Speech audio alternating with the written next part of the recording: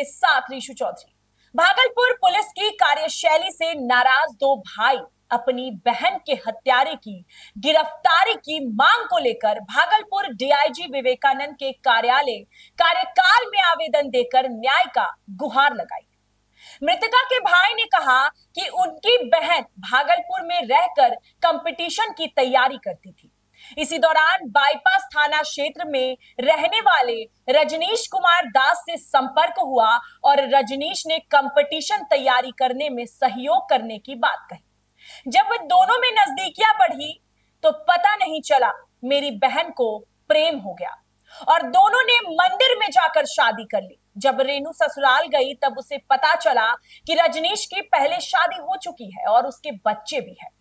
वहीं रेनू कोर्ट में शादी करने का दबाव बनाने लगी, जिस पर रजनीश ने कहा कि पहले तुम्हारे पिता दहेज में 2 लाख देंगे, उसके बाद कोर्ट में मैं शादी करूंगा, जिसको लेकर विवाद होना शुरू हो गया और रेनू को कमरे में बंद करके उसकी पिटाई की। उसके बाद उसकी गला दबाकर हत्या कर शव को नदी के पास फेंक दिया गया। मामले में फरार आरोपियों की गिरफ्तारी को लेकर दोनों भाई थाने से लेकर वरीय पुलिस पदाधिकारी के कार्यालय का चक्कर काट रहे हैं, लेकिन पुलिस इस मामले में उदासीनता को लेकर सवालिया निशान खड़ा कर रहे हैं। मेरा नाम इंदर कुमार हुआ और हम सनौला थाना के भैंसपुर गांव का निवासी हैं और भागलपुर डिस्ट्रिक्ट हुआ मेरा। मेरी बहन का नाम है रेनू कुमारी और वो पढ़ती थी भागलपुर में रहकर।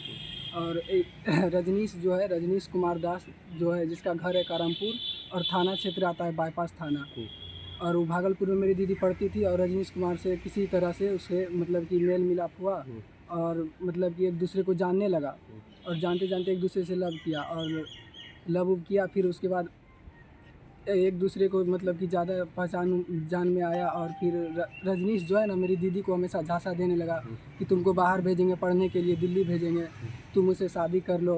और यही करके झांसा देकर जो है कुछ दिन पहले मतलब कि 28 अप्रैल को मर्डर हुआ, उससे पहले कुछ दिन 20 दिन पहले उसको झांसा देकर रजनीश बोला कि चलो मेरे घर पर जो है लव मैरिज, पहले शादी कर लिया हो। फिर बोला कि शादी किया। मेरी दीदी बोला कि चलिए कोर्ट मैरिज से शादी करेंगे, तो बोला कोर्ट मैरिज से शादी नहीं, तुम्हारा बाप अगर 2 लाख रुपया पैसा और बाइक देगा तभी हम जो है अति करेंगे, कोर्ट से शादी करेंगे।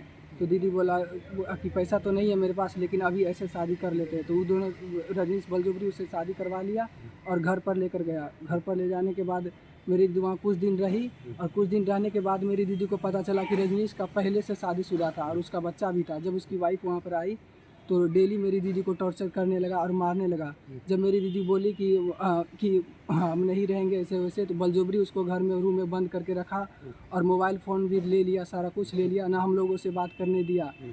और फिर धीरे धीरे ऐसे करके हुआ, कुछ दिन हुआ। उसके बाद जो है ना मेरी दीदी को उन लोगों ने मतलब गला दबाकर मार दिया जान से। अभी के लिए बस इतना ही। बिहार से जुड़ी ऐसे ही तमाम बड़ी खबरों को जानने के लिए आप बने रहिए हमारे साथ और देखते रहिए GBN 24।